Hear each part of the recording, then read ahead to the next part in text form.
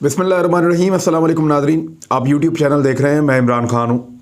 India से कर्नाटक का इलाका है और वहाँ पे एक लड़की है जो हिजाब में अपने कॉलेज जा रही थी और उसके ऊपर बहुत बड़ी तादाद में जत्थों ने हमला किया और उन्होंने भगवा रंग के या नारंगी रंग के, आप उनको कहें कि ज़ाफ़रानी रंग के, उन्होंने शालें उन्होंने ओढ़ रखी थी अपने ऊपर, और वो जो स्कार्फ उन्होंने पहने हुए थे वो अलामत है हिंदुत्वा की।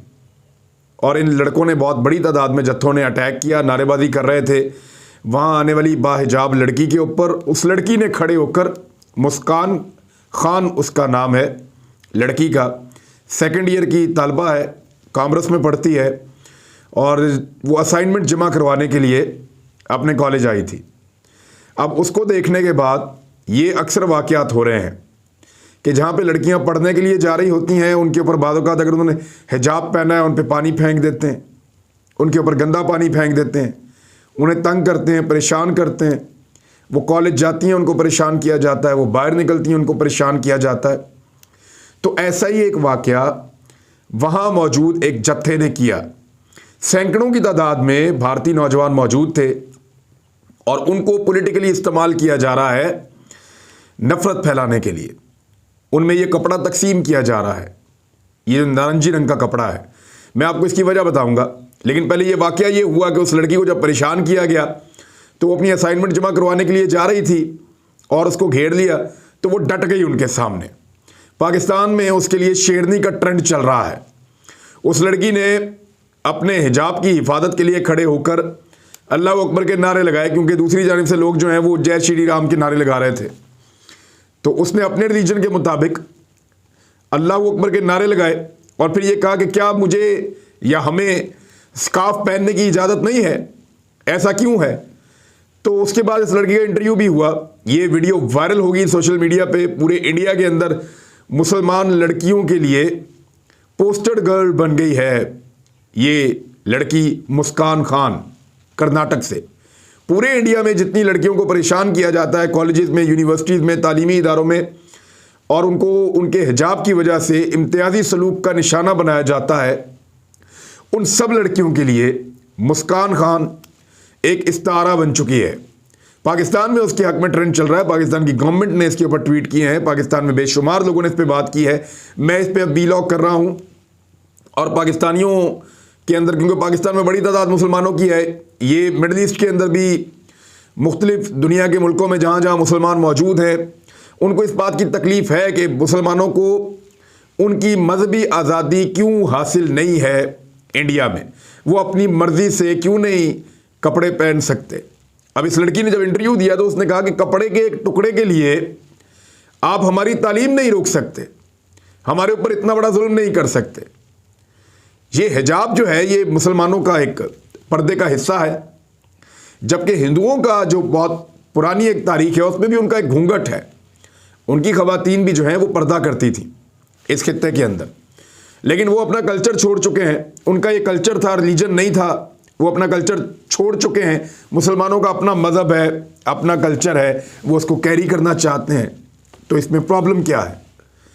अब वहाँ ये प्रॉब्लम कर्नाटक में पैदा हो गया है क्योंकि बीजेपी की वहाँ हुकूमत है, बीजेपी वहाँ बहुत ताकतवर है और उन्होंने इसको तजर्बागाह के तौर पे इस एरिया को रखा हुआ है, कर्नाटक को। यानी जो भी रिलीजियस एक्सट्रीमिस्ट किस्म का इंतहा पसंदाना सोच को फैलाने का तजर्बा है वो ज़्यादातर कर्नाटक से होता है और वहाँ बीजेपी की हुकूमत है, वो वहाँ ताकत में है। वो इस तरह के इश्यूज़ को हवा देकर जो हिंदू वोट्स हैं उनको इकट्ठा करते हैं और लोगों को बेवकूफ़ बनाने की कोशिश करते हैं। हालांकि इंडिया में भी बहुत बड़ी तादाद में, चाहे वो हिंदू हैं चाहे वो मुसलमान हैं, उन लोगों ने ये कहा कि ये ज़्यादती है। प्रियंका गांधी ने कहा, राहुल गांधी ने कहा, जितने जर्नलिस्ट हैं वहाँ पे सीनियर, उन्होंने कहा, इंसानी हकूक़ की तंजीमों ने कहा। वो लोग मुसलमान नहीं है लेकिन इसके बावजूद वो ये कह रहे हैं कि मुस्कान खान के साथ और इस जैसी लड़कियों के साथ ज़्यादती हो रही है। लेकिन ये लड़की डट गई। इंडिया का कानून क्या कहता है इसमें, ज़रा आप ये गौर करें। इंडिया के कॉन्स्टिट्यूशन में article 14, article 15, article 21, article 21A, article 25 और आर्टिकल 28 इन चीज़ों से मुताल्लिक है। आर्टिकल 14 जो है वो ये कहता है इक्वलिटी बिफोर लॉ, कानून की नज़र में सारे के सारे बराबर हैं, चाहे वो किसी भी मज़हब से या किसी अक़लियत से अक्सरियत से उनका ताल्लुक़ है, कानून की नज़र में सारे बराबर हैं। जो आर्टिकल 15 है वो ये कहता है कि prohibition of discrimination on grounds of religion, race, caste, sex और प्लेस ऑफ बर्थ। इस बात की ममानियत है कि कोई फ़र्क किया जाए शहरियों में, लोगों में, किन ग्राउंड्स के ऊपर, मज़हब की बुनियाद पे, रेस की बुनियाद पे, ज़ात पात की बुनियाद पे, सेक्स की बुनियाद पे कि आदमी है औरत है कौन है, या वो किस इलाके में पैदा हुआ, इसकी बुनियाद के ऊपर फ़र्क नहीं किया जा सकता। आर्टिकल 21 जो भारतीय कॉन्स्टिट्यूशन का है वो ये कहता है कि protection of life and personal liberty. अब ये लड़कियां जो हैं कर्नाटक की वो हाई कोर्ट में भी गई हैं और उन्होंने जाकर ये कहा है कि उनका हिजाब या कपड़े पहनना, कम पहनना, ज़्यादा पहनना, ये उनका अपना हक है और भारतीय कॉन्स्टिट्यूशन उनको इस बात की इजाज़त देता है कि वो जौन से कपड़े चाहें वो पहने, वो हिजाब लें या ना लें, इसकी सवाबदीद उनकी अपनी सोच और उनके अपने फैसले पर है। इस बारे में कोई पॉलिटिकल पार्टी, कोई जत्था, कोई यूनिवर्सिटी या कॉलेज फैसला नहीं कर सकते। कर्नाटक में हो ये रहा है कि कुछ यूनिवर्सिटीज़ और तालीमी इदारों ने ख़वातीन को दाखिले से रोक दिया, बच्चियों को दाखिले से रोक दिया ये कहकर के तुमने हिजाब पहना हुआ, हम कॉलेज के अंदर नहीं आने देंगे। वो बच्चियाँ कॉलेज के दरवाजे के ऊपर ही बैठ गईं, धरना दिया और उन्हें एहतजाज किया। ये मामला हाई कोर्ट तक चला गया। अब इस मामले को हवा दी जा रही है और इसको पॉलिटिकल फ़ायदे के लिए इस्तेमाल किया जा रहा है। ये था पर्सनल लिबर्टी का कि ज़ाती आज़ादी मौजूद है, जो मर्ज़ी पहने, इसका भी उन्होंने हवाला दिया। 21 और 21A का भी हवाला है। 21A कहता है राइट टू एजुकेशन, कि सबको तालीम हासिल करने का हक भी मौजूद है और ये हक मुसलमान लड़कियों से छीनने की कोशिश की जा रही है। आर्टिकल 25 कहता है कि freedom of conscience and free profession, practice and propagation of religion. और उसके बाद आर्टिकल 28 कहता है कि freedom as to attendance at religious instructions और religious worship in certain educational institutions. ये बड़ी मज़ेदार बात है।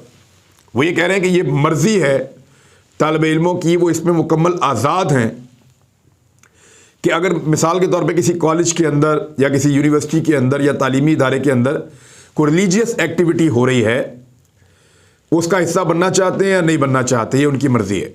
यानी अगर कोई भगवा ज़बरदस्ती पहनाना चाह रहा है, आप नहीं पहनना चाहते, आपकी मर्ज़ी है। अगर कोई आपको हिजाब ज़बरदस्ती करवाना चाह रहा है, आप नहीं करना चाहते, आपकी मर्ज़ी है। और अगर आप करना चाहते हैं तो आपकी मर्ज़ी है। तो इस किस्म की एक आज़ादी भारत के कॉन्स्टिट्यूशन में मौजूद है और भारतीय शहरियों की और वहाँ की रियासत की जिम्मेदारी है कि वो अपने शहरियों को ये हकूक़ दें। लेकिन पॉलिटिकली फ़ायदा उठाने के लिए इस किस्म की शरारतें भारत में की जा रही हैं। कुछ पॉलिटिकल पार्टीज़ ने, ख़ास तौर पे बीजेपी और उनके हमायतियों ने, ये जो भगवा रंग का कपड़ा है इसके स्कार्फ बना के बहुत बड़ी तादाद में, हज़ारों की तादाद में तलबा के अंदर, नौजवानों के अंदर तकसीम किए हैं। भगवा रंग की टोपियां बना के नौजवानों में तकसीम की हैं, लड़कों में और लड़कियों में, और उनको कहा जा रहा है कि आप ये पहनकर घूमें। अब ये किया क्यों जा रहा है? ये इसलिए किया जा रहा है कि एक मौक़िफ़ सामने रखा जाए और मौक़िफ़ अब सामने आ भी गया है। इंडिया में कुछ लोग अब ये कहना शुरू हो गए हैं, अच्छा चले फिर ऐसा करते हैं कि ये जो है ना यूनिवर्सिटीज़ और कॉलेजेस के अंदर दोनों चीज़ों पर पाबंदी लगा देते हैं कि ना कोई भगवा पहन के आएगा और ना कोई हिजाब पहन कर आएगा। यानी पहले जानबूझकर जो भगवा कभी भी नहीं पहना जा रहा था सदियों से, वो जानबूझकर तलबा को पहनाया गया चंद हफ्तों के लिए, और जो बच्चियां सदियों से हिजाब करती आ रही हैं उसके साथ उसका कंपैरिजन किया गया और कहा गया अच्छा दोनों को ख़त्म कर दो। ये है उनकी चालाकी। तो मेरे ख्याल में क्योंकि इंडियन कॉन्स्टिट्यूशन है वो इजाज़त देता है, अगर किसी ने भगवा पहनना है तो पहने, किसी ने नहीं पहनना तो ना पहने, किसी ने हिजाब पहनना है तो पहने, नहीं पहनना तो ना पहने। मुस्कान नाम की लड़की जो है ये डट गई है और इसने इंडिया में मौजूद या दुनिया भर में जहाँ पे भी ख़वातीन के ऊपर इस किस्म का जुल्म होता है, चाहे उनका ताल्लुक़ किसी भी मज़हब से हो, जब उनको मजबूर किया जाता है मर्ज़ी के ख़िलाफ़ इक़दामात उठाने पर और शिद्दत पसंद लोग ऐसा करते हैं, तो उन ख़वातीन को एक आवाज़ दी है। मलाला यूसुफ़ज़ई ने ख़वातीन के हक़ में बात की है और ये कहा है कि उनको मजबूर नहीं किया जा सकता कि अगर वो हिजाब पहनेगी तो उनकी तालीम रोक दी जाएगी। ये ज़्यादती है, भारतीय हुकाम को इसके ऊपर नोटिस लेना चाहिए। ये बिल्कुल दुरुस्त इक़दाम है, ये बिल्कुल ठीक बात है और सबको इस मौक़िफ़ के साथ खड़े होना चाहिए कि ऐसी ज़्यादती ना हो। अब कुछ लोग जो हैं पाकिस्तान के अंदर, यानी इंडिया में तनकीद हो रही है ऐसा करने वालों पे। पाकिस्तान के अंदर कुछ लोग ऐसे हैं इंसानी हकूक़ के अलमबरदार और रियासत मुखालिफ जिनकी सोच है, उन्होंने कहा कि सोचें अगर पाकिस्तान के अंदर कोई लड़की ऐसा करती मुसलमानों के ख़िलाफ़ तो उसका क्या होता। तो मैं ज़रा फ़र्क बता देता हूँ आपको। इंडिया में जब कोई मस्जिद शहीद की जाती है ना, तो कोई पॉलिटिकल पार्टी नहीं बोलती, उसके ऊपर कोई वावेला नहीं होता, उनकी अदालतें भी अक्सर चुप रहती हैं और उनकी जो हुकूमत है वो आवाज़ तक नहीं निकालती, चूं तक नहीं करती। लेकिन पाकिस्तान में एक मंदिर के ऊपर थोड़ा अरसा पहले अटैक हुआ था, अव्वल तो ये वाक़यात नहीं होते, थोड़ा अरसा पहले हमला हुआ था, हुकूमत ने अपने पैसों से दोबारा बना कर दिया है, सारे बंदे गिरफ्तार किए हैं, उनके खिलाफ कानूनी कार्रवाई भी की गई है और हिंदू बरादरी को प्रोटेक्शन भी दिया गया है। ये फ़र्क है भारत में और पाकिस्तान में। तो कंपैरिजन करने से पहले ज़रा सोच लिया करें। भारतीय कॉन्स्टिट्यूशन बहुत अच्छा है, उसके अंदर लिखा बहुत अच्छा है, लेकिन उस पर नरेंद्र मोदी की हुकूमत जब से आई है तब से किसी किस्म का कोई अमल दरामद नहीं हो रहा। चीनी सफ़ीर ने इमरान खान साहब के बारे में कुछ कहा है और ये बहुत पॉजिटिव है, ये भी आप सुन लीजिए। उन्होंने कहा कि वज़ीर-ए-आज़म इमरान खान की बीजिंग सरमाई ओलंपिक्स की इफ्तिताई तकरीब में शिरकत को चाइना भरपूर तरीके से सराहता है। चीनी शायकीन की जानिब से पाकिस्तानी वज़ीर-ए-आज़म और वफ़द का बहुत पुरतपाक इस्तकबाल किया गया।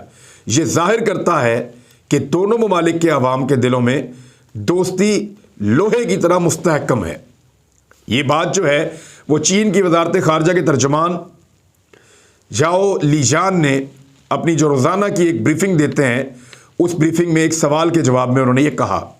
उन्होंने कहा कि इमरान खान साहब का आना चीन के लिए बहुत अहम था और उनका इफ्तिताई तकरीब में शिरकत का हम खैर मकदम करते हैं।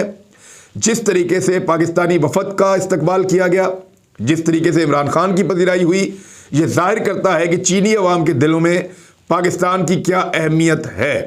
अब ये चीन का एक स्टेटमेंट आया है, लेकिन इसी चीन के लिए एक थोड़ी सी एक परेशान कुन खबर है, वो भी मैं आपके सामने रख देता हूँ।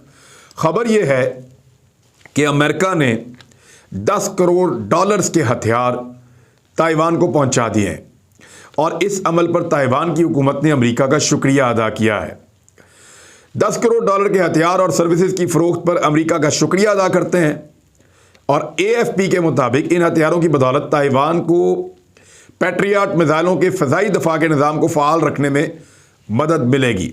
यानी चीन के ख़िलाफ़ एक बेहतर दिफाई निज़ाम अमेरिका ताइवान को लगा कर दे रहा है। ताइवान के सदारती तर्जुमान ने जो बाइडन का शुक्रिया अदा किया और उन्होंने कहा कि अमेरिका जो हथियार फ्राहम कर रहा है या जो दिफाई मदद दे रहा है उसके लिए अमेरिका के शुक्रगुजार हैं। जो डील हुई है ताइवान और अमेरिका के दरमियान, उस डील में 155 मिलीमीटर की 40 M109A हुटर्स तोपें भी फ़रोख्त की गई हैं और ये जो है वो चाइना के ख़िलाफ़ सरहदी इलाकों में ताइवान इस्तेमाल करेगा। यही अमेरिका और ताइवान का प्लान है। चीन ने इसके ऊपर अपना रद्द अमल भी दिया है। बीजिंग ने मंगल को अमेरिका की जानिब से ताइवान को हथियारों की फराहमी के ताज़ा सौदे की मजम्मत की है। चीन का कहना है कि इससे चीन अमेरिका ताल्लुकात उनको सख्त धचका लगेगा, जबकि आबनाए ताइवान में ये जो ताइवान और इसके आसपास के इलाके हैं, समुद्री इलाके, इनमें अमन और इस्तेहकाम को भी नुकसान पहुंचेगा। चीनी वज़ारत ख़ारजा के तर्जुमान झाओ लीजान का कहना था कि चीन अपनी खुद मुख्तारी और सलामती के मफादात के तहफ़्फ़ुज़ के लिए कानूनी और ठोस इक़दाम करेगा। अब ये तो हो गया जनाब चाइना की जानिब से रद्द अमल। एक खबर जो है वो अच्छी है और वो बड़ी खबर है पाकिस्तानियों के लिए। खबर यह है कि पाकिस्तान की हुकूमत ने सरकारी मुलाजमीन की तनख्वाहों में इजाफा कर दिया है। इससे पहले जब भी तनख्वाहों में इजाफा होता है वो बजट में किया जाता है, लेकिन इस वक्त क्योंकि महंगाई बढ़ी है तो वज़ीर-ए-आज़म पाकिस्तान ने ये फ़ैसला किया कि अगर मिनी बजट आ सकता है तो फिर तनख्वाहें भी बढ़ सकती हैं। पाकिस्तान में जब जब मिनी बजट आया वो ऐसे ही आया कि मिनी बजट में सिर्फ टैक्स लगे, लोगों के ऊपर बोझ पड़ा। ये पहला मिनी बजट है जिसके अंदर अमीरों के ऊपर बोझ बड़ा है, जो गरीबों के ऊपर टैक्स लगा वो बहुत कम है, लेकिन गरीब पहले ही पिस रहा है।